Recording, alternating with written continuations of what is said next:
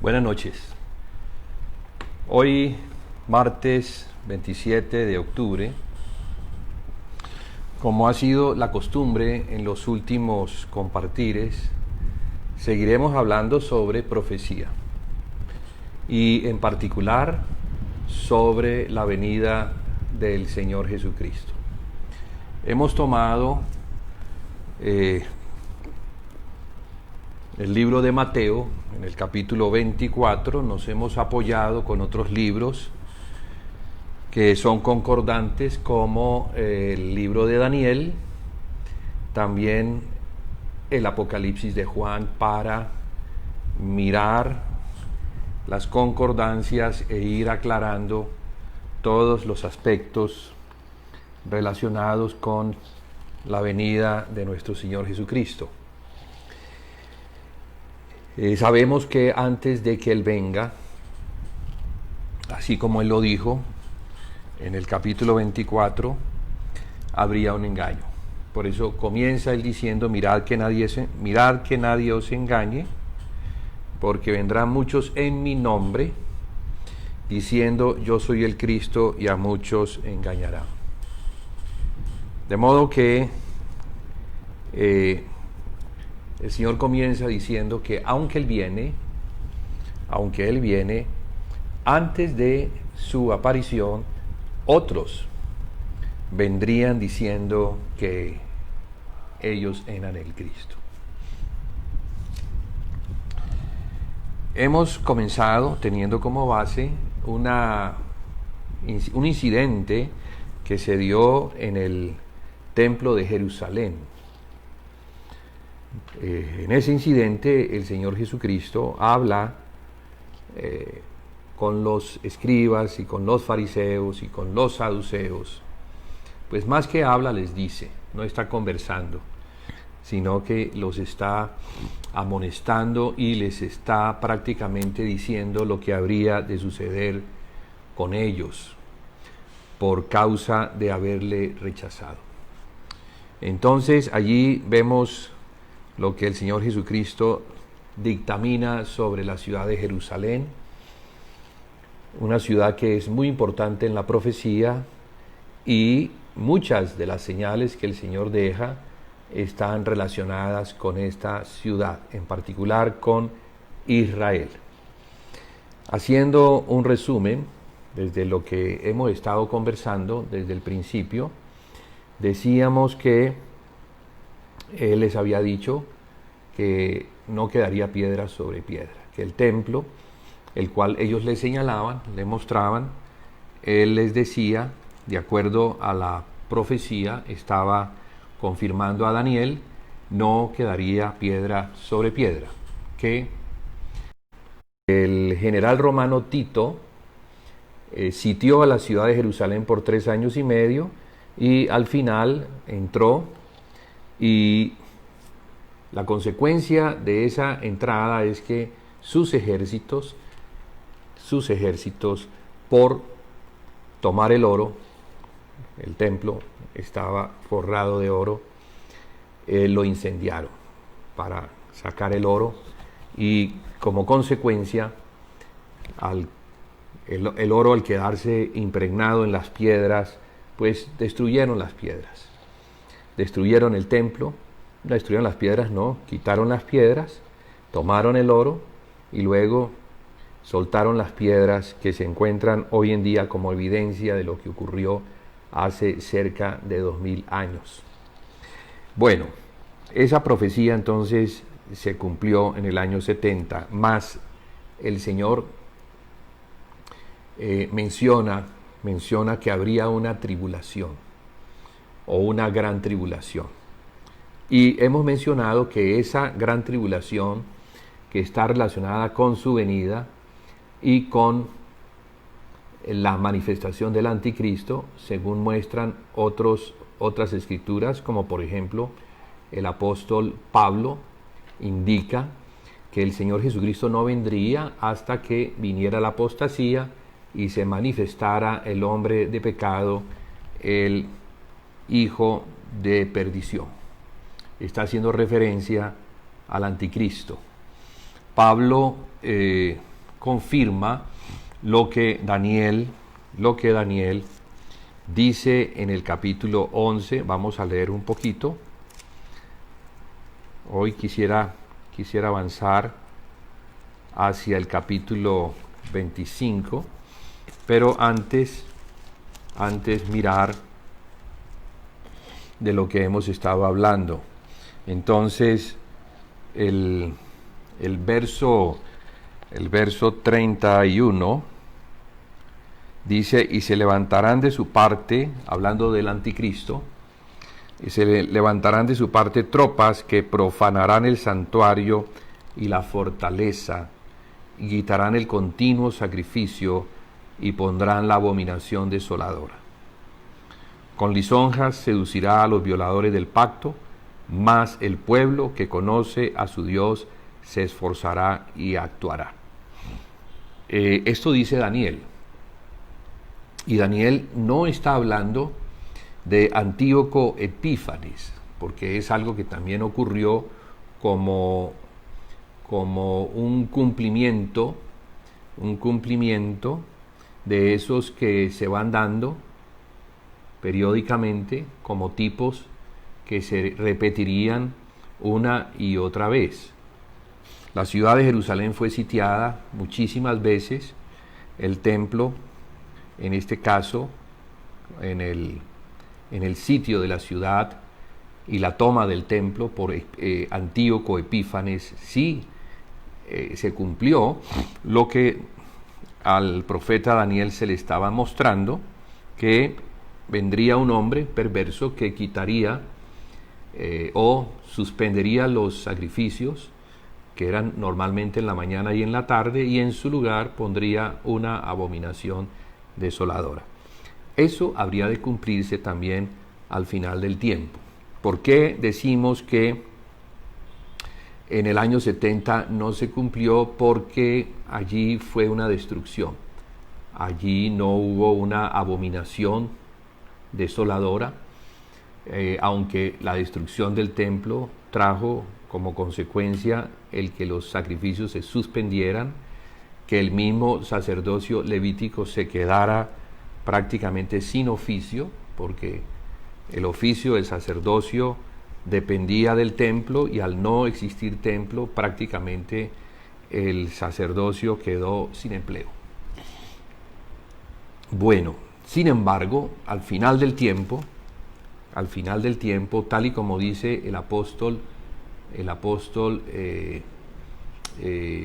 Pablo, y también confirmado por el apóstol Juan, nos indican que este hombre de pecado, hijo de iniquidad, se sentaría en el templo de Dios como Dios, haciéndose pasar por Dios. Bueno, Pablo está escribiendo unos años antes de que el templo fuera destruido. Sin embargo, Juan lo que escribe, lo escribe años después, muchos años después de que el templo fuera destruido.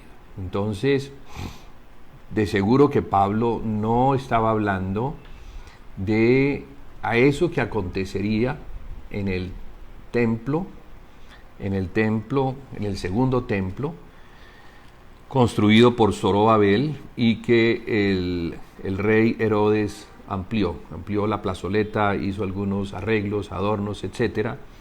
Ese templo fue el que se destruyó en el año 70. Entonces, Mateo reseña que habría de acontecer en el futuro una tribulación relacionada con la ciudad de Jerusalén, con el templo y con aquel que tomaría la ciudad de Jerusalén y se sentaría en el templo como Dios, haciéndose pasar por Dios. Entonces hemos estado hablando del anticristo, hemos estado mencionando que él vendrá como consecuencia de la apostasía, muy posiblemente, y por eso debemos estar muy atentos, esta apostasía esté relacionada con los acuerdos, con los pactos de paz que hoy en día se están haciendo entre Israel y las naciones árabes. Digo esto ¿por qué?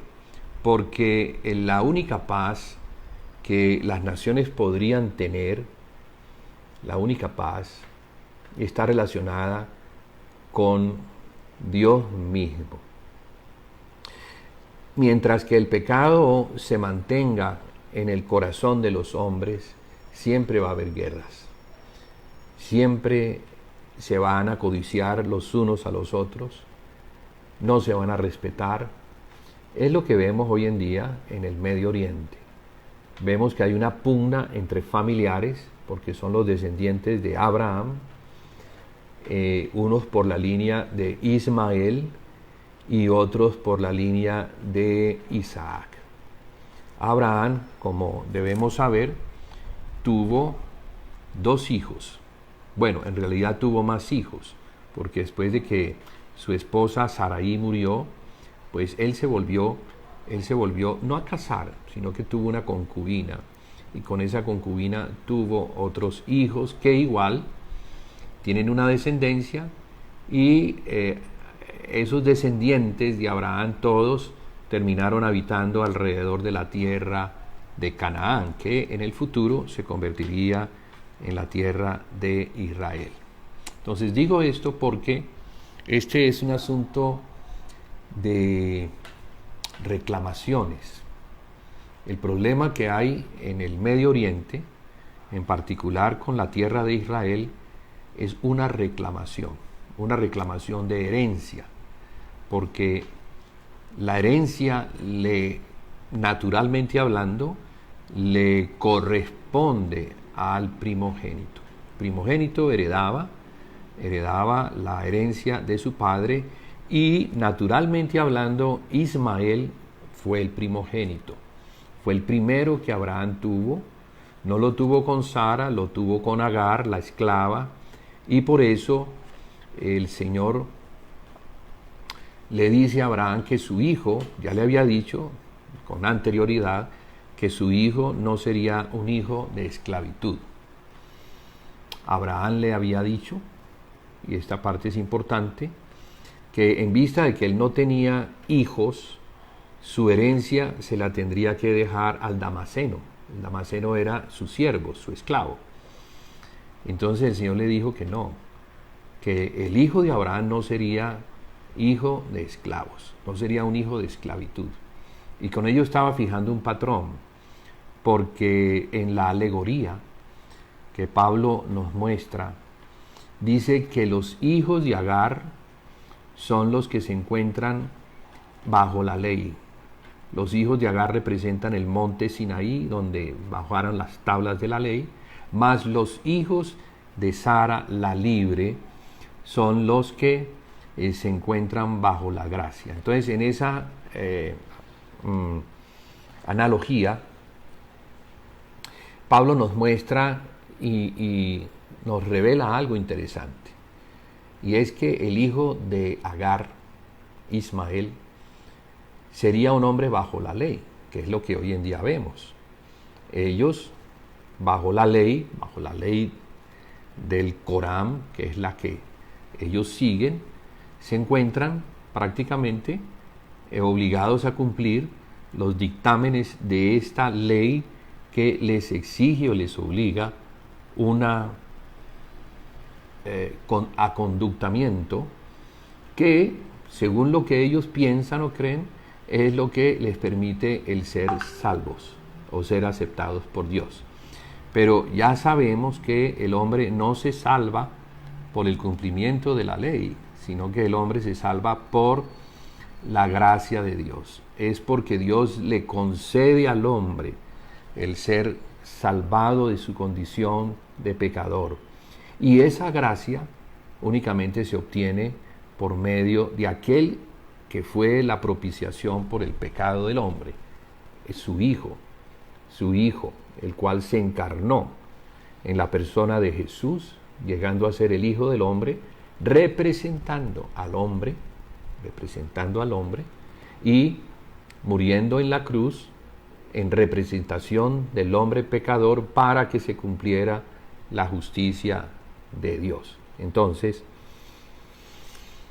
ese es el Evangelio. Y solo los que oyen y creen en el Evangelio, entonces pueden ser admitidos o cubiertos bajo esa gracia para que lleguen a ser los hijos de Dios. Se constituyan en el cuerpo de Jesucristo, en el templo del Espíritu, en la casa de Dios, en la familia del Dios Santo. Sin embargo, fíjese, estos dos hijos de Abraham, que en el tiempo de hoy son los descendientes de Ismael, las naciones árabes, y los descendientes de Isaac por la línea de Jacob, los israelitas, también se encuentran bajo la ley. Al estar ellos bajo la ley que señala y condena al pecador, están obligados a reconocer que por medio de la ley ningún hombre podrá ser salvo. Pero eso hasta el momento ellos no lo reciben, no lo entienden. Los musulmanes, la religión del Islam, niegan que Dios pueda tener un hijo, y mucho menos que ese hijo haya venido a morir por el pecado del hombre. Entonces, en esa negación, ellos tienen que ponerse bajo la ley y sufrir las consecuencias de la ley. Los israelitas, al haber negado por la línea de los judíos, porque los israelitas están conformados de 12 tribus, no solamente de 2 tribus, que eran las que se encontraban presentes en la primera venida del Señor a la tierra, en la persona de Jesús, pues eran las tribus de Judá y de Benjamín, en el subreino de Judá. Ellos negaron al Señor como nación, como reino. No aceptaron un Salvador para ellos. No aceptaron a Jesús como el Mesías, Rey, como el legítimo heredero al trono de David, que en realidad es el Padre de Jesús, por la línea de sangre, por la línea humana, por la línea del hombre. Entonces Jesús no solamente es el Mesías legítimo, como hijo de hombre, como hijo de David, como hijo de Adán, como hijo de Abraham, como hijo de Isaac, como hijo de Jacob, de Israel, y en la línea de Judá.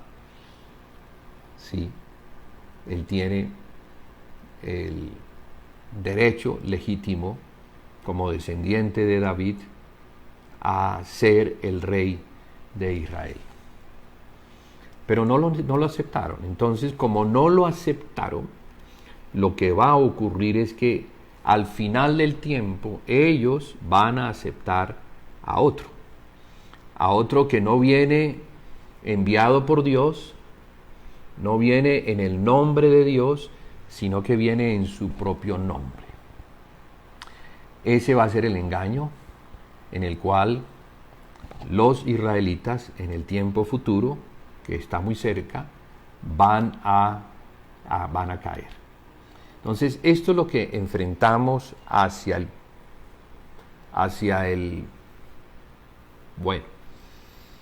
futuro, pero un futuro que no está muy lejano, porque las señales que estamos viendo nos indican que las cosas se han venido cumpliendo y mucho más aceleradamente de lo que nos imaginamos. Este año 2020 creo que ha preparado el terreno, una plataforma muy firme y amplia para el advenimiento del hombre de pecado, del hijo de iniquidad, del hijo de perdición, así es como el apóstol Pablo lo señala. El hombre de pecado, el hijo de perdición. El cual, claro, por ser un hijo de Adán y haber nacido en el pecado, no puede, como Dios, o no puede como hombre perfecto, ser un Salvador, ser un Mesías. Entonces Jesús no solamente es el descendiente legítimo de David como hombre, sino que como hombre perfecto, nacido sin pecado y además hijo de Dios, tiene unas características que ningún hombre jamás podría alcanzar ni soñar a tener. Sin embargo, pues lo que se nos muestra en la Escritura es que vendrá ese día que está próximo, en el cual se manifestará el hombre de pecado, el anticristo. Entonces, por eso hemos estado como tan atentos con estas escrituras, porque creo que la iglesia debe estar observando. La iglesia debe estar leyendo, escudriñando, orando, o sea, pidiéndole al Señor que le muestre, que le ayude, para que no seamos engañados, para que no caigamos en la tentación del engaño y estar mirando por donde no debemos mirar, porque Satanás, padre de mentira, maestro del engaño y de todo tipo de estratagema, él tiene métodos para distraernos, y las cortinas de humo se usan en la guerra para ocultar lo que está detrás de esa cortina. Entonces, bueno, lo que yo digo es que debemos estar muy, muy, muy atentos. Hoy quisiera entrar un poquito, hemos venido hablando de la necesidad de preparar, de que la iglesia esté preparada, y en esa preparación, bueno, pues parte de esa preparación tiene que ver con nuestra comprensión. Nuestra comprensión de quién somos en el Señor, si somos de verdad los discípulos de Cristo, la iglesia del Señor, para este tiempo, pues estar muy preparados. La Biblia indica y nos muestra en Apocalipsis capítulo 3. Apocalipsis es un libro que hemos también tenido como base de este compartir, porque prácticamente lo que a Juan se le mostró fue la venida en gloria del Señor Jesucristo. Se le mostró la iglesia, el estado de la iglesia, pero también se le mostró hacia el final la venida en gloria del Señor Jesús. Mateo 24 habla de que cuando Él venga en su trono de gloria, va a juzgar a las naciones. A las cabras las va a poner a su izquierda, a las naciones ovejas las va a poner a la derecha, o a los que de entre las naciones estén en ese estado como de cabras, los pondrá a su izquierda, echándolos de su presencia, de su reino, y a los de la derecha, a las ovejas, los pondrá a su derecha, permitiéndoles una entrada amplia a su reino, diciendo: venid benditos de mi Padre, entrad al reino preparado para vosotros desde la fundación del mundo.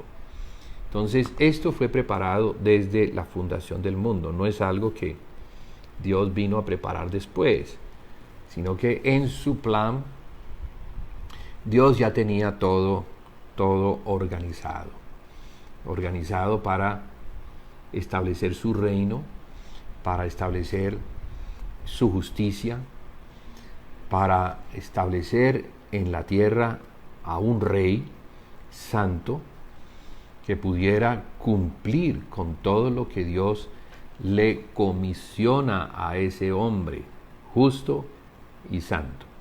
En principio era el primer hombre, varón y hembra, Dios los creó, Adán, ese es el hombre. Le conocemos luego al varón como Adán y a Eva como a la mujer, pero estos pecaron contra Dios y fueron expulsados y perdieron el derecho a cumplir con la comisión, o con el privilegio, porque más que un derecho era un privilegio, cumplir con la comisión que Dios tenía para ellos, que era el de mantener el orden, después del desorden que se había desatado por la rebelión angélica. Ya hablamos en el pasado de esto, hoy no vamos a tocar este tema. Queremos avanzar un poquito más hoy en esto que nos hemos propuesto, y quisiera mencionar en el libro de Apocalipsis, que nos muestra como una profecía. La Biblia dice que Apocalipsis es una profecía, ¿cierto? Bienaventurado el que lee y los que oyen las palabras de esta profecía y guardan las cosas en ella escritas, porque el tiempo está cerca. Eso está en el verso 3 del capítulo 1. Está al principio. Debemos entonces ver esto no como la historia, como cosas que sucedieron, sino como cosas que también van a suceder.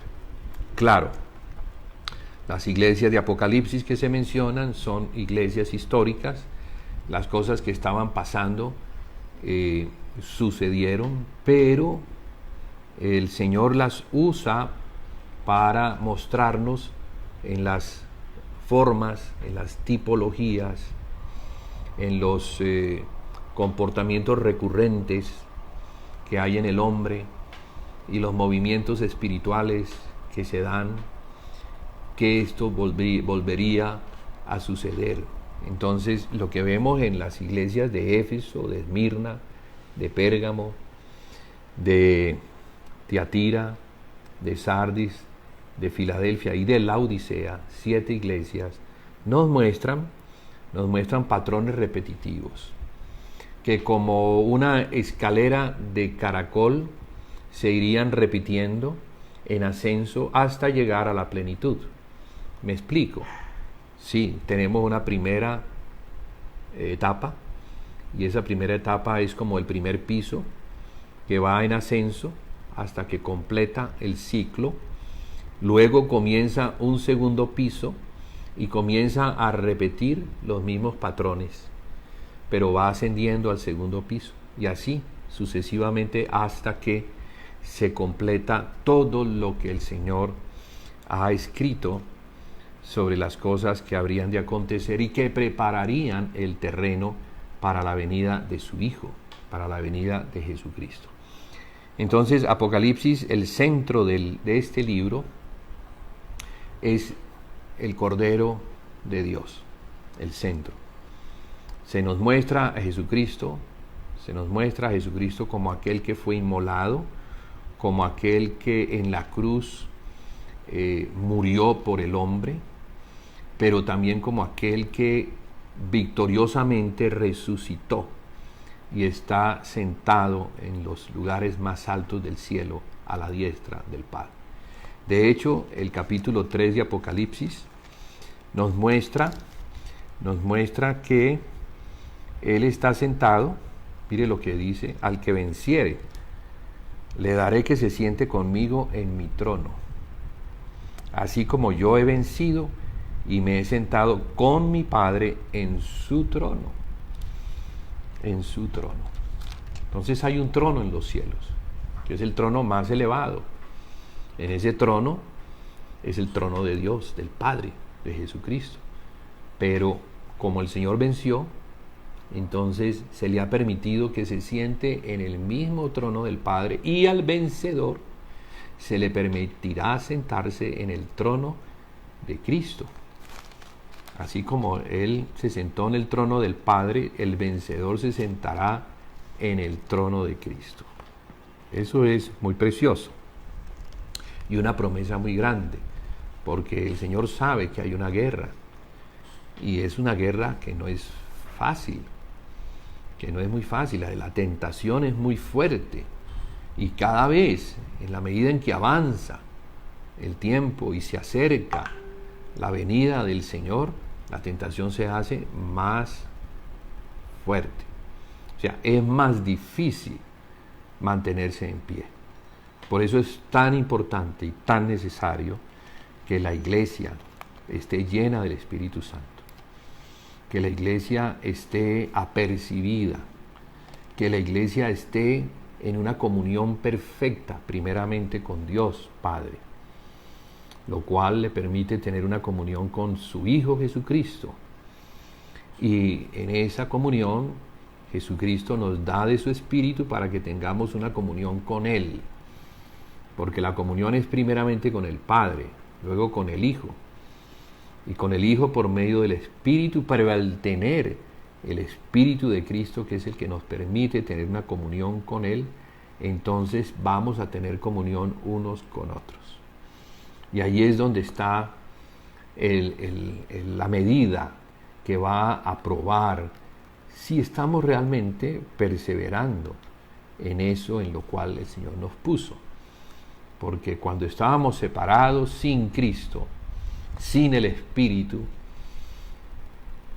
en el pecado, bajo la potestad del príncipe de este mundo, de Satanás, y que no teníamos ninguna participación en la casa de Dios, estábamos destinados a la perdición eterna. Pero ahora, por causa de la obra expiatoria de Jesucristo en la cruz del Calvario, del perdón de los pecados, del don que Dios nos dio, que es el Espíritu Santo. En ese Espíritu Santo debemos mantener la comunión. El apóstol Pablo insta para que mantengamos la comunión, para que, voy a decirlo tal y como él lo dice, tal y como él dice. Hemos mencionado esto también atrás sobre el cómo probar si estamos o no estamos en el Espíritu, porque hay formas de probar si estamos en el Señor o no estamos en el Señor. Y el libro de Efesios, la epístola a los Efesios nos dice lo siguiente en relación a guardar algo. Y dice: yo pues, preso en el Señor, os ruego que andéis como es digno de la vocación con que fuisteis llamados, con toda humildad y mansedumbre, soportándoos con paciencia los unos a los otros en amor. Mire que esto es importante para lo que viene. Solícitos en guardar la unidad del Espíritu en el vínculo de la paz. Solícitos en guardar la unidad del Espíritu en el vínculo de la paz. Esto es mandamiento.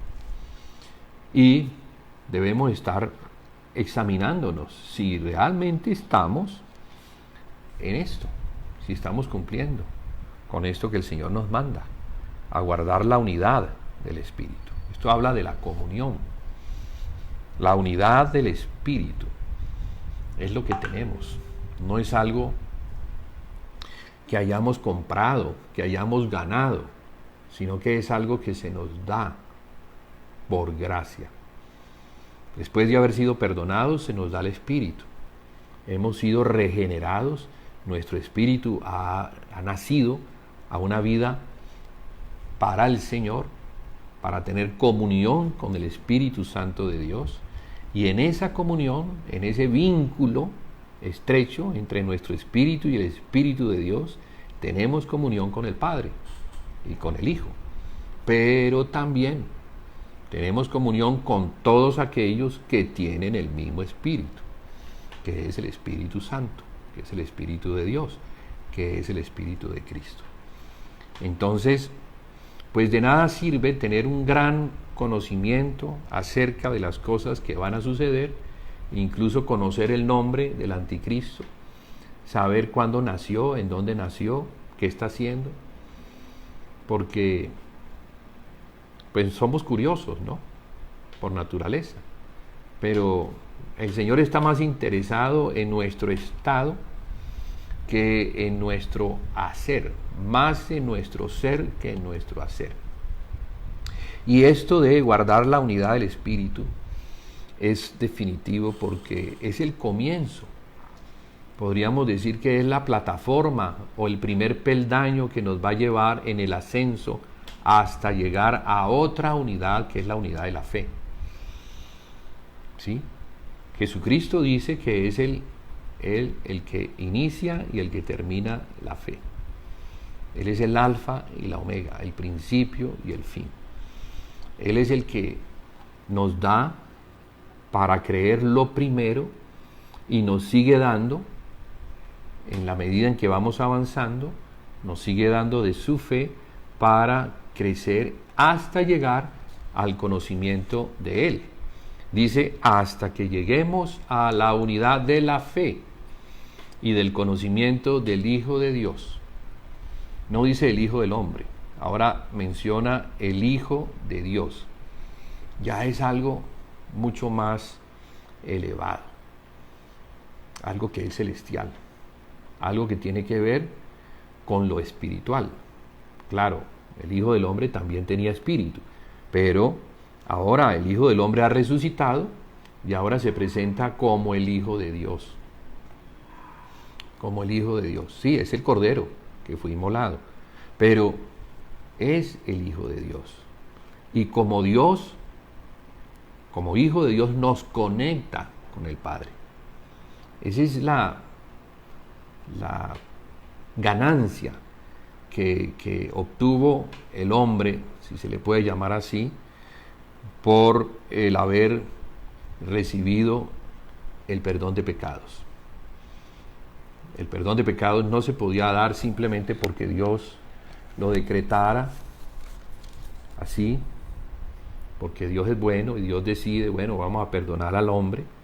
No, Dios es justo. Dios había establecido que el hombre debía morir si comía de ese árbol. De cierto, te digo que el día que de él comieres, ciertamente morirás. O sea, son palabras muy, muy contundentes y muy precisas.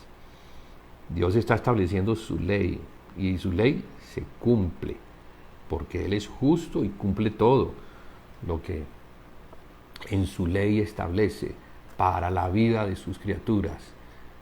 Cuando las creó, estableció leyes, y que son leyes santas, son leyes justas, son las leyes de su reino, para que todos los que vivan en ese reino, bueno, vivan según su justicia y no según el pecado. De modo que cuando el pecado entró, cuando ingresó, el hombre debía morir, según lo que Dios había determinado. Pero en lugar del hombre, murió un animal. Murió un animal. Sí, un animal fue sacrificado como propiciación o como sustituto de el hombre que debía morir. Entonces, a partir de allí, ese mismo día, porque dice que Dios los vistió con pieles de animal, y para poderlos vestir con pieles de animal, pues lo que está escrito entre líneas, o lo que se dice entre líneas, es que un animal tuvo que ser sacrificado, sangre tuvo que ser derramada, el Señor tuvo que ver la sangre a fin de sentirse en parte satisfecho, porque la sangre representa la vida. Entonces no fue un derramamiento poco de sangre, sino que fue la vida completa de ese animal la que tuvo que ser sacrificada por el hombre. Y así entonces Dios fue revelando poco a poco que sin derramamiento de sangre no hay remisión de pecados. No hay remisión de pecados. La sangre tenía que ser derramada. Sin embargo, la muerte de animales no hacían que en la justicia de Dios Él quedara plenamente satisfecho, porque era un hombre el que tenía que morir. Y como Adán murió, pues entonces tenía que ser un hijo de Adán, alguien que le representara, alguien que fuera enteramente hombre, ¿sí? Hijo de Adán, 100% hijo de Adán, humano, pero sin pecado, porque tenía que ser perfecto. Tenía que nacer perfecto y morir perfecto, sin pecado, sin mancha.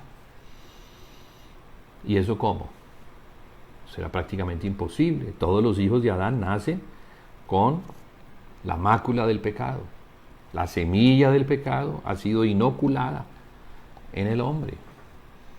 Entonces la descendencia de Adán estaba prácticamente maldita, condenada a perecer por siempre, a menos de que Dios tuviera algo magistral, algo que destaca su sabiduría, destaca su misericordia, destaca su amor, un amor que sobrepasa nuestro entendimiento.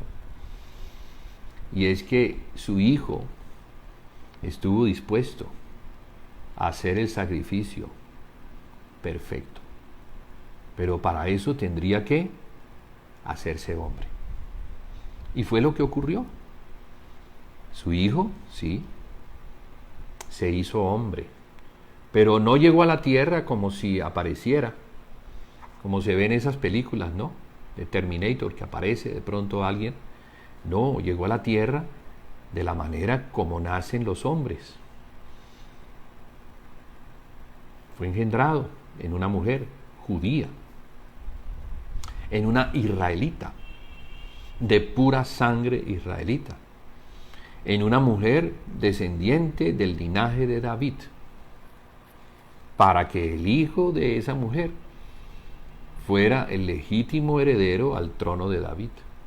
Entonces muchas cosas se tuvieron que cumplir desde el primer momento que Dios declara que pondría enemistad entre la serpiente que engañó a la mujer y la mujer que fue engañada.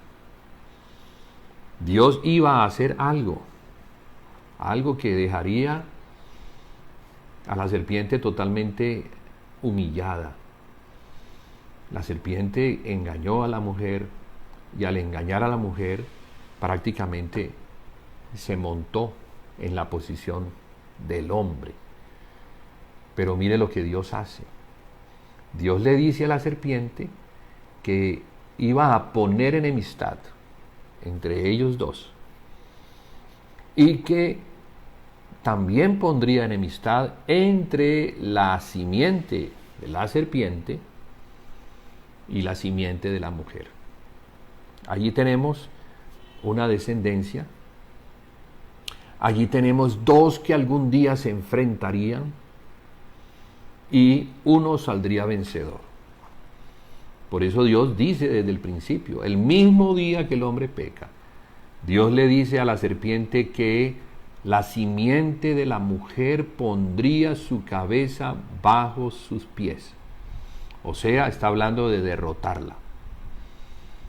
Porque la cabeza prácticamente es el lugar donde está la conducción de todo, donde se dirige todo, donde se establece todo. Entonces, derrotar a una persona es poner su cabeza bajo sus pies. Y es acto de humillación, pero que se muestra como de victoria. Y esa profecía, fíjese, hermanos, se dio al principio y se cumplirá al final. ¿Cuándo? Cuando esa simiente de mujer derrote a la serpiente. Pero algo prodigioso también sucedió. Y es que aunque es cierto que el Señor Jesús como hombre venció sobre los principados y las potestades en la cruz del Calvario, también es cierto que resucitó. Y al resucitar, ahora tiene un cuerpo de resurrección. Y en ese cuerpo de resurrección, todos los que nacen de él son incluidos. Ahora hay un nuevo hombre, que es hijo de la mujer, ciertamente, pero ya no está en la condición natural, porque él vino en su primera instancia a tomar el pecado y a morir por el hombre, pero en la segunda instancia ya vendrá como un león, no como un cordero al principio, vendrá como un león. En el reino animal, el cordero es un animalito, bueno,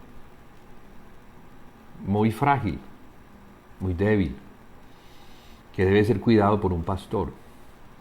Cuidado de los lobos, que les gusta comer corderos. Pero el león es el que come los corderos. El león es otro animal y dentro de ese reino es conocido como el rey. Viene como un cordero, como mostrando su humillación, pero regresará como un león mostrando su posición de rey. Pero no viene solo, porque ahora tiene un cuerpo. Eso es la ganancia, lo que obtuvo como ganancia al sembrarse por el hombre, al sembrar su vida por el hombre, obtuvo muchos que ahora conforman su cuerpo. La iglesia es el cuerpo de Jesucristo. Esa es la revelación. La revelación que Pablo nos da y nos muestra en la epístola a los Efesios. Dice que el Señor resucitó y, mire, vamos a leerlo tal y como está escrito, porque es muy importante. Dice, a ver,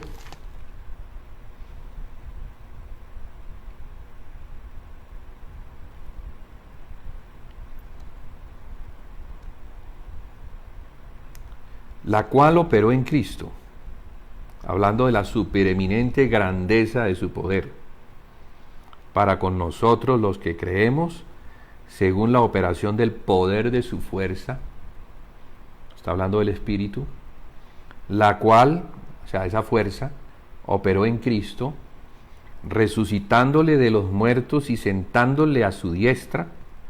¿A la diestra de quién? A la diestra del Padre, en los lugares celestiales. Sobre todo principado y autoridad y poder y señorío, y sobre todo nombre que se nombra, no solo en este siglo, sino también en el venidero. Y sometió todas las cosas bajo sus pies, y esta parte es importantísima. Y lo dio por cabeza sobre todas las cosas a la iglesia. Y ahora viene esto, que es lo que estoy mencionando, porque esto es el nuevo hombre. Así como el viejo hombre estaba conformado de un varón y de una hembra, el nuevo hombre está conformado también de un varón y de una hembra, que es la iglesia, conformada de una multitud de miembros. Mire cómo lo dice. Dice, la cual es su cuerpo, la plenitud de aquel que todo lo llena en todo. Entonces, ¿la iglesia qué es? Número 1, el cuerpo de Jesucristo. Número 2, la plenitud de aquel que todo lo llena en todo. Eso es algo que nos debe llevar a observar mejor qué es lo que sucedió en la resurrección. ¿Qué es lo que Dios logró en la resurrección? Porque era por medio, o es por medio de este nuevo hombre, no el viejo, sino este nuevo hombre, que el Señor va a cumplir lo que se propuso cumplir desde el principio. Someter todas las cosas, someter toda rebelión, someter la rebelión angélica, someter a Satanás, poner la cabeza de Satanás bajo sus pies. O sea que, ¿cómo lo va a hacer? Lo va a hacer con el nuevo hombre. ¿Y quién es el nuevo hombre? El nuevo hombre tiene una cabeza, que es Cristo, y tiene un cuerpo, que es la iglesia. Entonces, esto tiene que ser claro para que podamos entender lo que la Biblia habla desde el principio y cómo esto se va a cumplir al final del tiempo. Y quisiera entonces mostrar algo. Bueno, quería hablar sobre Apocalipsis capítulo 3, y luego voy a ir un poquito al capítulo 12. El capítulo 3 nos muestra una iglesia muy diferente a las otras iglesias. Entre estas 7 iglesias mencionadas, Éfeso, Esmirna, Pérgamo, Tiatira, Sardis, Filadelfia y Laodicea, la iglesia de Filadelfia es diferente. ¿Por qué? Porque tiene una característica, y es que guarda la palabra del Señor y no niega su nombre. Las otras no. Las otras iglesias tienen problemas con guardar la palabra. Tienen problemas de fe, de conocimiento, de obediencia. Mas esta iglesia, que es la iglesia de Filadelfia, dice, el Señor habla de ella y dice así: escribe al ángel de la iglesia en Filadelfia. Esto dice el santo, el verdadero, el que tiene la llave de David, el que abre y ninguno cierra, y cierra y ninguno abre. Yo conozco tus obras. He aquí he puesto delante de ti una puerta abierta, la cual nadie puede cerrar, porque aunque tienes poca fuerza, has guardado mi palabra y no has negado mi nombre. ¿Por qué el Señor le abre una puerta? ¿Por qué? Porque a las otras no les abre la puerta. Antes, al contrario, a una de ellas, o al ángel de una de esas iglesias, que es al ángel de Éfeso, le dice que si no se arrepiente va a sacar el candelero de su lugar. ¿Eso qué implica? Eso implica que tendrá que abrir una puerta para poder sacar el candelero, y luego cerrar la puerta para impedir que ese candelero pueda volver a entrar. El candelero es la iglesia. El candelero es el cuerpo de Cristo. El candelero está conformado de miembros que guardan un testimonio en un determinado lugar. La iglesia no es una sumatoria de denominaciones, ni de sectas, ni de personas que andan como ruedas sueltas, sino que la iglesia es el cuerpo de Cristo. Es la forma como Pablo muestra a la iglesia. Y en 1 Corintios 12 muestra también el cuerpo y muestra los dones, y dice que así como el cuerpo tiene ojos, orejas, etcétera, etcétera, así mismo son los dones. Quiere decir que si yo, como don, tengo la facultad de ver, otro tiene la facultad de oír, otro tiene la facultad de hablar, otro tiene la facultad de extender sus manos, o sea, generosidad, pero también habla de milagros, dones de sanidad, dones de lengua, de interpretación, etcétera, etcétera. Y ministerios como el apóstol, el profeta, el evangelista, el pastor, el maestro. Entonces hay diversidad de dones, pero también hay diversidad de ministerios. Y también hay diversidad de operaciones, porque está hablando del cuerpo. Entonces, en el cuerpo, miembros que tienen dones, en su conjunto, unidos entre sí, operan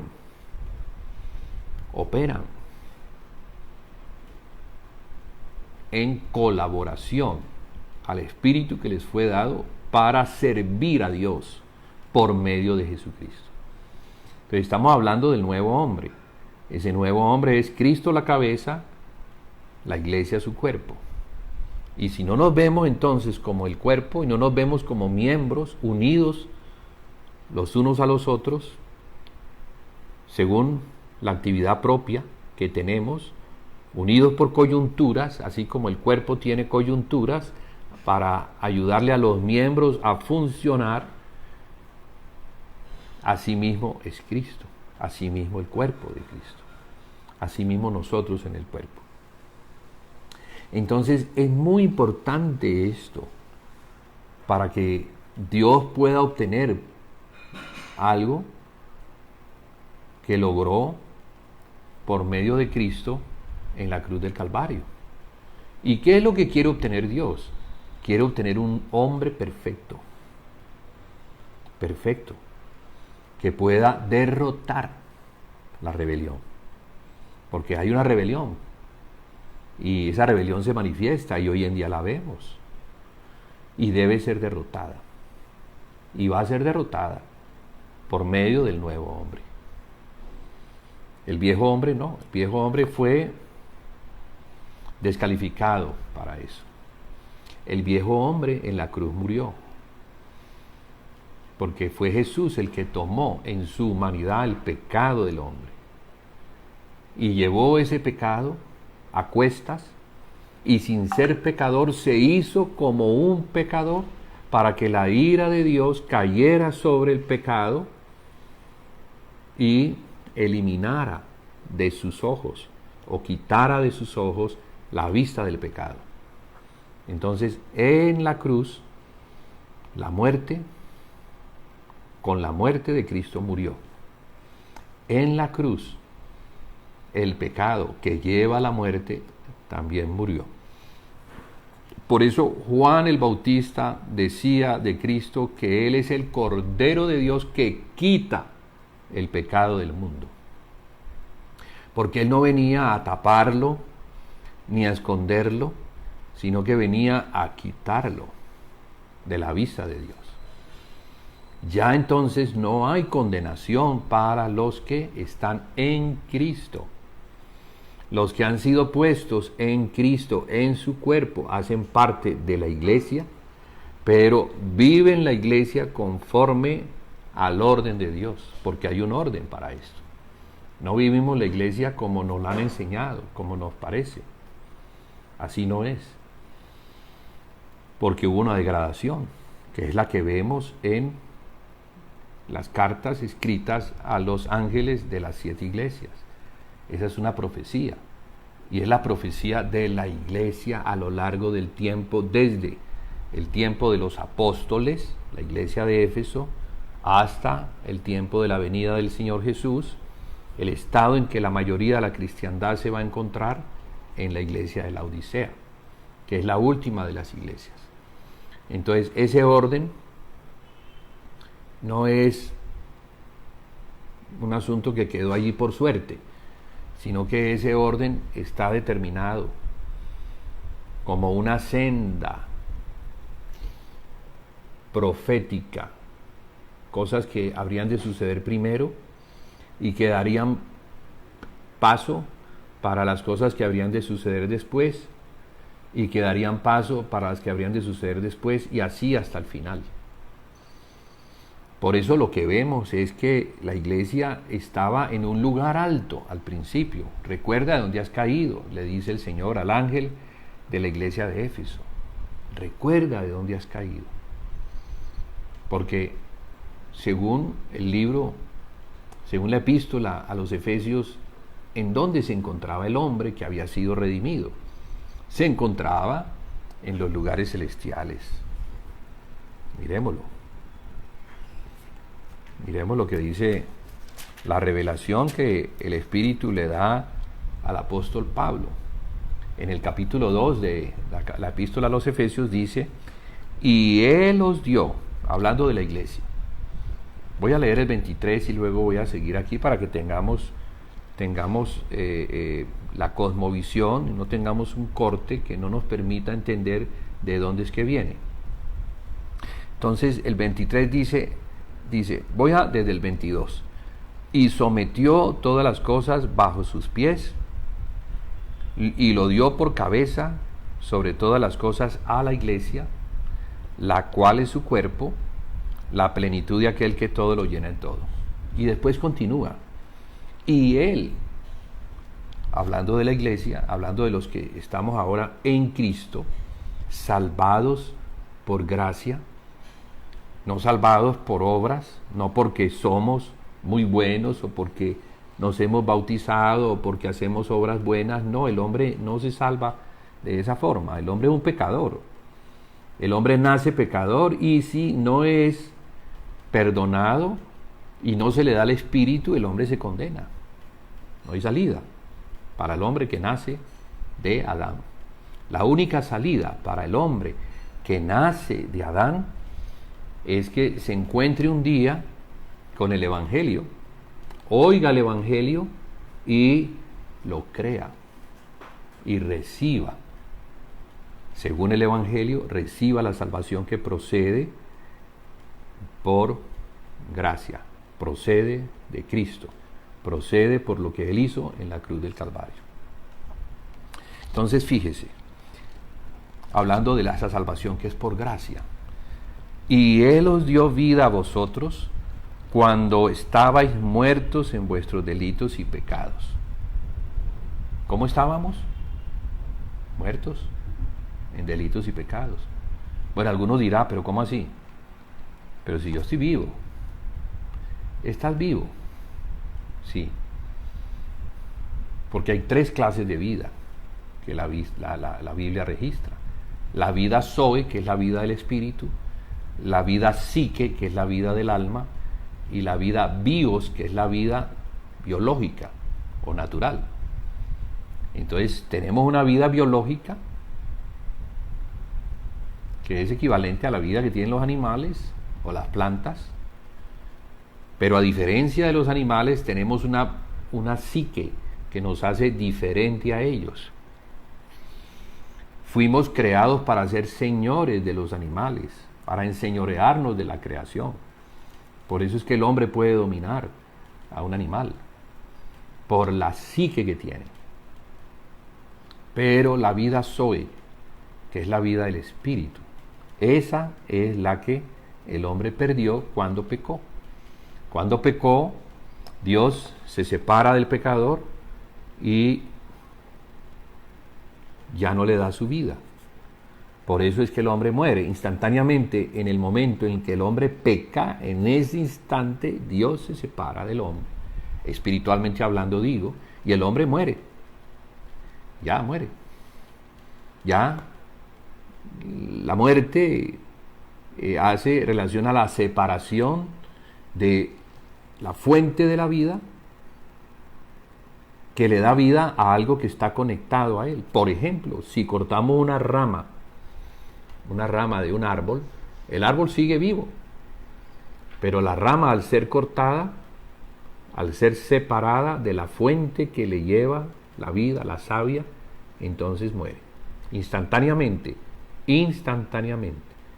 se hace el corte, la savia deja de fluir y la rama muere, aunque se demore un tiempito en demostrar que ya no hay vida dentro de ella y se va a secar. Entonces, así mismo pasó con el hombre al ser separado de la vida. Entonces, aquí se está diciendo, Él os dio vida a vosotros cuando estabais muertos en vuestros delitos y pecados. ¿Cómo nos dio vida?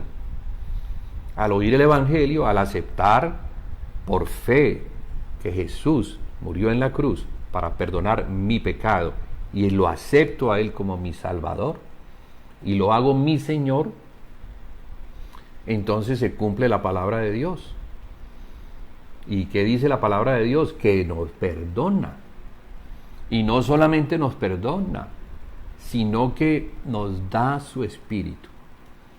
Eso es muy importante, porque si no tenemos el Espíritu de Dios, que es el Espíritu que le da vida a nuestro espíritu, seguiremos muertos en nuestros delitos y pecados. Y si morimos en ese estado, nos condenaremos para siempre. Ya no hay, para el que ha muerto, ya no hay esperanza. Ya no puede hacer nada, absolutamente nada. Entonces, en esta vida hay que aceptar a Jesús como el único y verdadero Salvador, pero también como Señor. Porque eso implica, son dos cosas que están relacionadas, y quiero aquí hacer énfasis. No solamente es el Salvador, sino que también es el Señor. Si confesáramos con nuestra boca y creyéramos en el corazón que Jesús es el Señor, seremos salvos. ¿Sí? Seremos salvos. Entonces, ¿qué implica ser Señor? Implica que mi vida ya no va a estar bajo el señorío de Satanás, ya no va a estar bajo el señorío de mi voluntad, sino que ahora yo doblego mi voluntad y la someto a la voluntad de Cristo. Yo hago a Él ahora el Señor, el amo de mi vida. Y reinará sobre mi vida como amo por medio de su palabra, la cual debo conocer y obedecer. Entonces, eso implica conocerlo, conocer al Hijo de Dios, reconocerle como el Hijo de Dios y servirle, porque el hombre sirve a su Rey, el hombre sirve a su amo. Aquel que le salvó en la cruz tiene derecho sobre la vida que salvó. Entonces, fíjese, es el Evangelio y hay que aceptarlo y creerlo. Quizás nos han contado parte del Evangelio y por eso es que vivimos tan relajadamente. No nos interesa, no, ya, Él murió en la cruz, yo creo que murió en la cruz, yo creo que Él es mi Salvador. Pero ¿lo conoces? ¿Le obedeces? No es suficiente decir que Cristo vive. Es necesario decir que Cristo es mi Señor. Y no habrá iglesia que se forme y que crezca a menos de que Cristo sea la cabeza de ella. Si Cristo no es la cabeza y la cabeza habla de señorío, entonces, ¿qué clase de seguidores de Jesucristo son ellos? No. Serán unos seguidores, pero que siguen al Señor como les da la gana, como les provoca. Y así no es. Así no es. Entonces, mire lo que sigue diciendo. Dice, y Él os dio vida a vosotros cuando estabais muertos en vuestros delitos y pecados, en los cuales anduvisteis en otro tiempo, siguiendo la corriente de este mundo, conforme al príncipe de la potestad del aire, el espíritu que ahora opera en los hijos de desobediencia. Entonces, antes de hacer a Cristo nuestro Señor, teníamos otro Señor y seguíamos la corriente de ese Señor. ¿Y quién es ese? El príncipe de la potestad del aire. ¿Y quién es el príncipe de la potestad del aire? Pues Satanás. Entonces, el hombre sin Cristo, el hombre que no acepta a Cristo como su Señor, tiene otro Señor en su vida. Así piense que no, pero la Biblia eso es lo que me indica. O seguimos al Señor o seguimos a Satanás. No hay manera de seguirnos a nosotros mismos. Si creemos que nos seguimos a nosotros mismos, pues en el engaño estamos siguiendo al príncipe de la potestad del aire. Estamos siguiendo la corriente de este mundo. Y el verso 3, entre los cuales también todos nosotros vivimos en otro tiempo en los deseos de nuestra carne, haciendo la voluntad de la carne y de los pensamientos, y éramos por naturaleza hijos de ira, lo mismo que los demás. ¿Cómo sabemos entonces que seguimos al príncipe de la potestad del aire? ¿Cómo sabemos que seguimos la corriente de este mundo?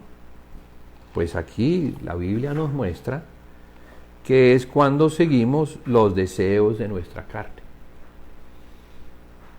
¿Y cuáles son los deseos de nuestra carne? Bueno, ¿será que no tenemos deseos? La carne manifiesta. La carne es la condición en la que el hombre quedó después de su caída.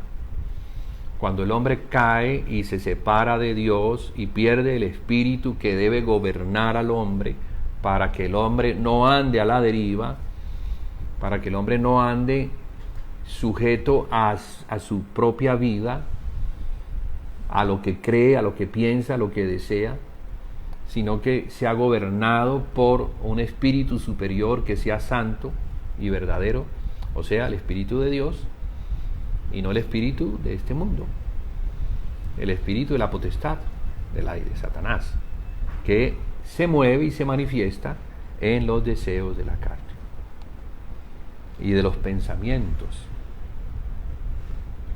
Y además éramos por naturaleza hijos de ira, igual que los demás. Pero Dios, que es rico en misericordia, por su gran amor con que nos amó, aun estando nosotros muertos en pecados, nos dio vida juntamente con Cristo. Por gracia somos salvos, no por obras, sino por lo que Cristo hizo. Entonces éramos pecadores, pero por lo que Cristo hizo, al aceptarle a Él, al aceptar su obra en la cruz para el perdón de los pecados, entonces ¿qué ocurre? Ocurre este milagro, que es conforme a las múltiples misericordias de Dios.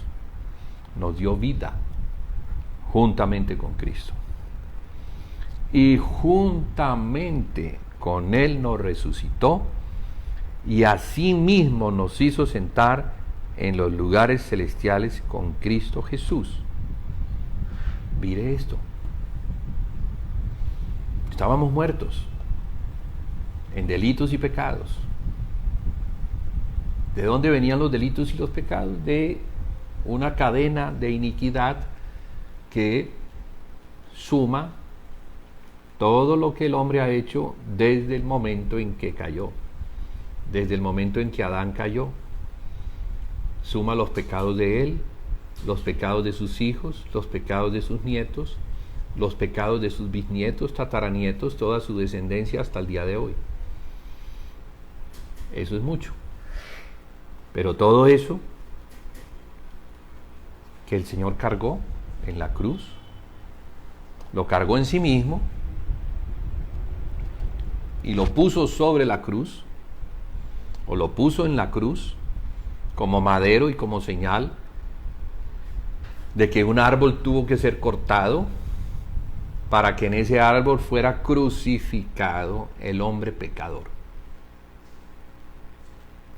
Cristo no es el hombre pecador, no estoy diciendo eso, sino que Cristo asumió, tomó como sustituto, tomó el lugar del hombre pecador. Y el hombre que comió del árbol, fíjese que comió de un árbol, ahora debe morir del árbol que, debe morir en el árbol que comió. O sea que el árbol se convierte en el instrumento de su muerte. El pecado se convierte en el que le va a condenar. Allí entonces la muerte vino sobre el hombre de pecado y murió desangrado. No murió porque lo clavaron, aunque eso podría producir la muerte en los días. Así hacían los romanos para intimidar a los revoltosos, los crucificaban. Pero lo más duro de la cruz era que los dejaban expuestos allí. No se podían mover, nadie los podía bajar. Y lentamente el cuerpo se iba debilitando hasta que moría. Pasaban a veces días antes de que muriera. Pero como el Señor fue tan duramente azotado, desgarrado, golpeado, entonces su sangre comenzó a salir, hasta que la última gota de sangre fue derramada cuando ya estaba crucificado. Él entregó su vida, subiendo por el camino del Calvario. Desde el momento en que fue puesto para ser azotado, hasta el momento en que fue llevado y crucificado, la sangre comenzó a salir de su cuerpo y la vida se iba yendo poco a poco. Y esa vida que Él entregó era por nuestra vida, era por causa de nosotros, los pecadores, los hijos de Adán, los descendientes del hombre de pecado, del hijo de perdición, porque todos los que son hijos de Adán son hijos de perdición. Están perdidos. No hay esperanza para el hombre que no acepta el Evangelio. Bueno, hoy nos hemos centrado mucho en este aspecto, aunque la idea era que habláramos un poquito del capítulo 25. Bueno, quiero creer que el Espíritu ha querido señalar este aspecto tan importante de nuestra salvación, que de hecho se convierte en el Evangelio, en el testimonio que los testigos de Jesucristo tendrán que dar a las personas que no le conocen, para que el que no le conozca, oyendo el Evangelio, pues esté dispuesto a aceptar a Jesucristo y hacerlo su Señor y convertirse en un seguidor de Cristo, en hacer parte de su cuerpo. Porque ¿quiénes son los seguidores? Los que le siguen. ¿Y a quién siguen? A la cabeza. ¿Y para dónde va la cabeza? ¿Y el cuerpo para dónde va? Para dónde va la cabeza. Entonces los verdaderos discípulos son aquellos que siguen la cabeza, que están encabezados, que no tienen otra cabeza a quien seguir. No siguen hombres, siguen a Cristo. Aunque siguen a los hombres que siguen a Cristo.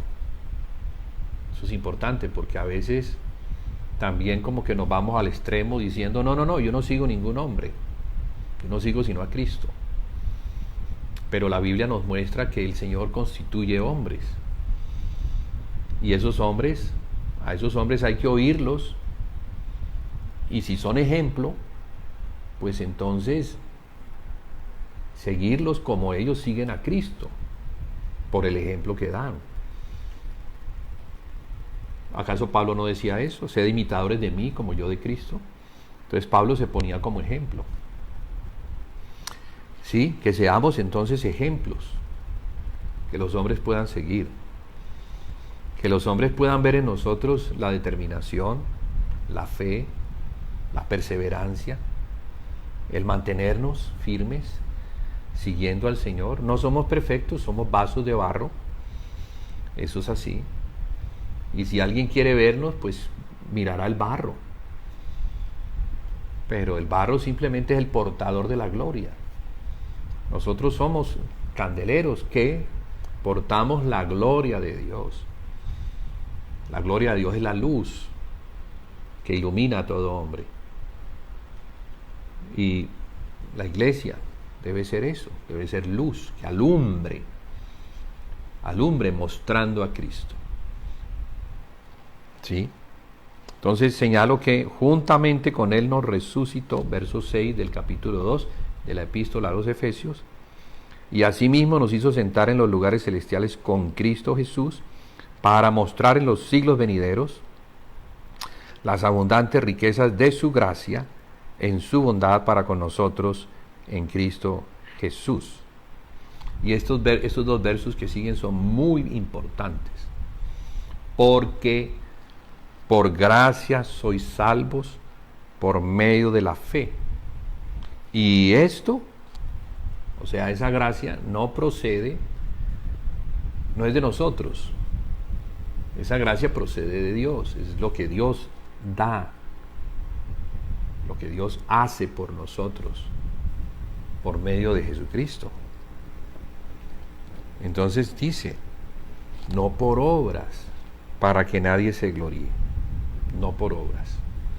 Entonces, aquí se habla de esa salvación inicial, Pero el verso siguiente, que puede confundir, habla de la salvación, que es el resultado de la salvación inicial.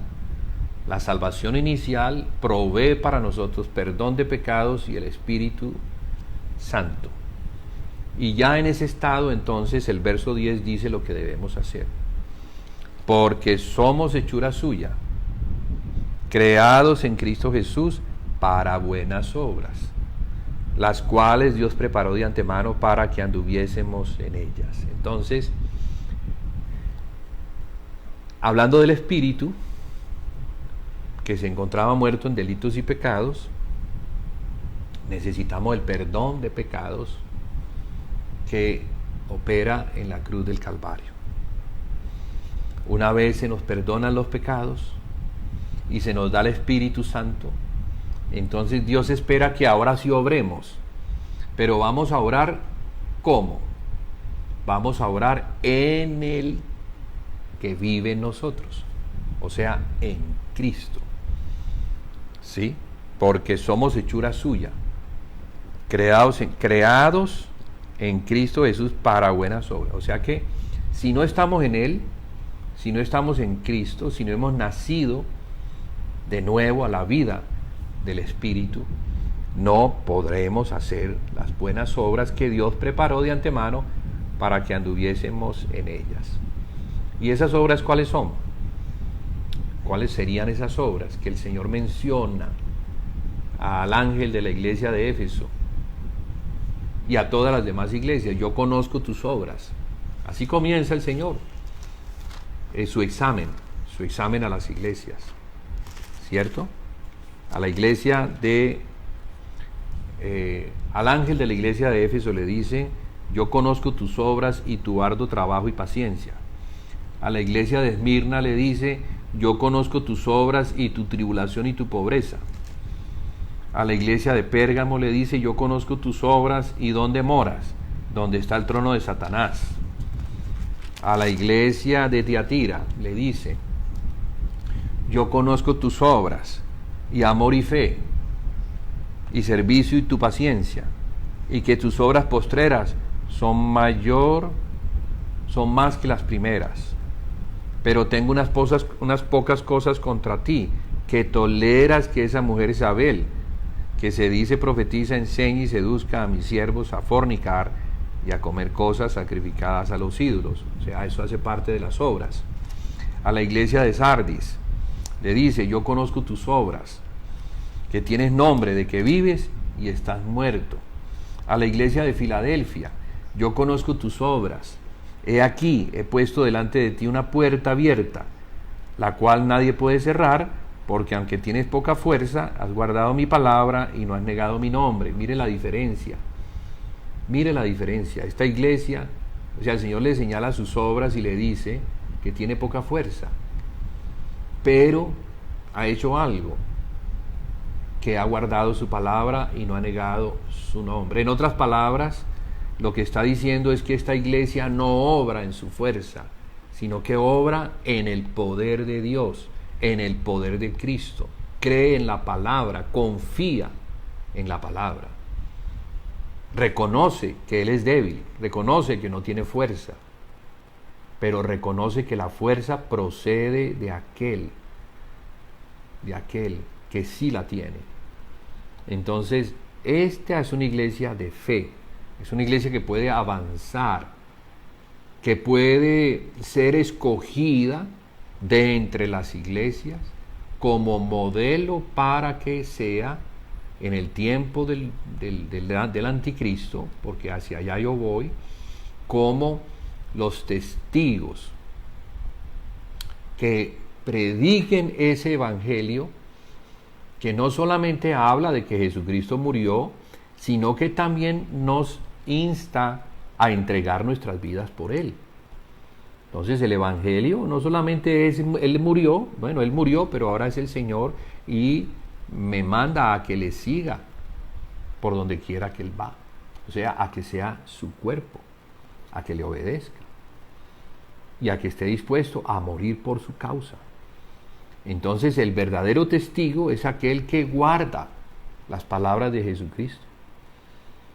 ¿Y cuáles eran las palabras de Jesucristo? Entre las muchas palabras, si alguno quiere seguir en pos de mí, niéguese a sí mismo, tome su cruz y sígame.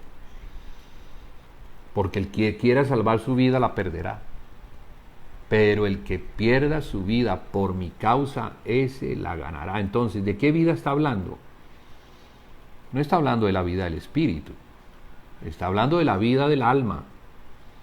Allí donde están los deseos, donde están los pensamientos, donde están todo lo que fluye dentro de nosotros y que debe ser entregado al Señor como ofrenda de sacrificio.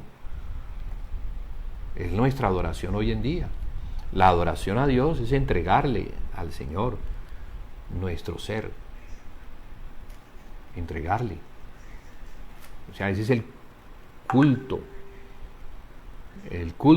que hoy en día tenemos para Dios todos los días, entregarle nuestros pensamientos, entregarle nuestros deseos, entregarle nuestros sueños, entregarle todo lo que queremos hacer en este mundo y para este mundo.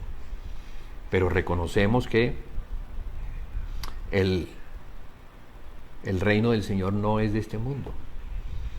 Y Él no nos invita a que vivamos en este reino bajo la potestad del príncipe de las tinieblas, sino que vivamos en su reino, esperemos su advenimiento, para que ahora sí nos introduzca en su reino, el cual no va a ser en el cielo, sino que va a ser en la tierra.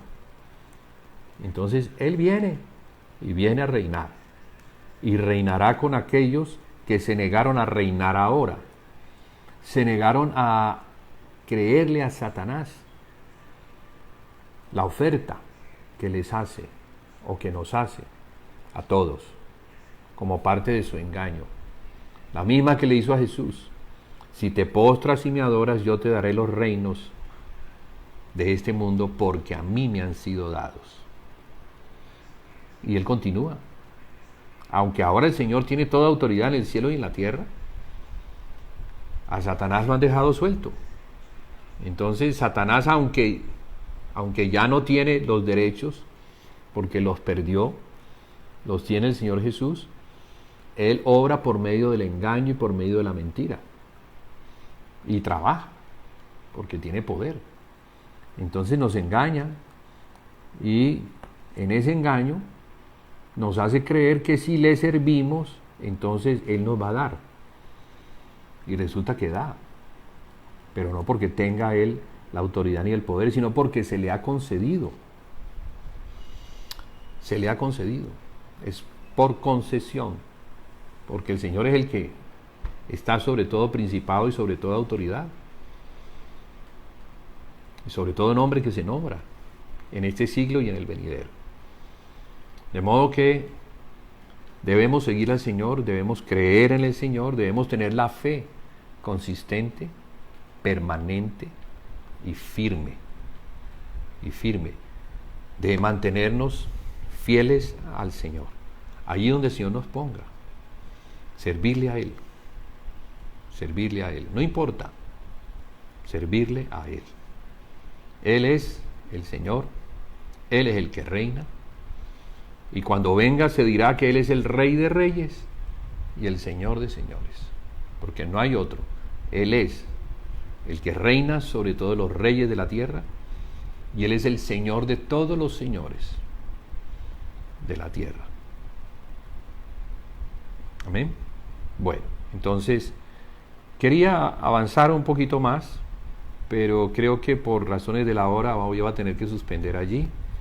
Dejaremos entonces el resto para la semana entrante, y así iremos avanzando poco a poco. No se trata de ir corriendo, se trata de ir oyendo, ir guardando, ir estableciendo los principios que nos establecen sobre esa roca, la cual es Cristo, y nos prepara como una iglesia saludable en la fe para poder enfrentar el tiempo que viene, la tentación que viene, el engaño que viene. porque el Señor habló de engaño y dijo, mirad que nadie os engañe.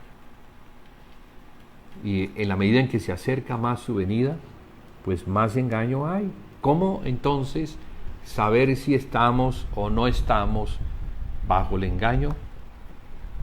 Por medio de la palabra profética más segura. La profecía. La profecía es la que nos libra del engaño, porque la profecía obra como una lámpara en medio de las tinieblas y nos permite caminar seguros, mirando en dónde estamos colocando dónde estamos dando cada paso. Bueno, el Señor les bendiga. Gracias por haberme acompañado. Me despido y veo a nuestro hermano David González, al hermano Irnesea, veo a Hernán Molano, condiscípulo mío, te saludo, Hernán, a Maritza Gutiérrez, a Edward Faruk, a Ángel Uber Bravo, los que alcanzo a ver, a Camilo Torres, bueno, les saludo y hasta la semana entrante. Los invito para que continuemos oyendo la palabra y preparándonos para la venida. Vienen tiempos muy fuertes, muy negros, oscuros, hablo de engaño, pero también en ese tiempo la Biblia dice que los entendidos resplandecerán como luminarias. En los lugares, cuando estamos en la noche, vemos la luna, pero también vemos las estrellas y alumbran sobre la tierra, mostrando que hay luces. Entonces somos comparados con esas luminarias, con esas estrellas que alumbran en medio de la oscuridad.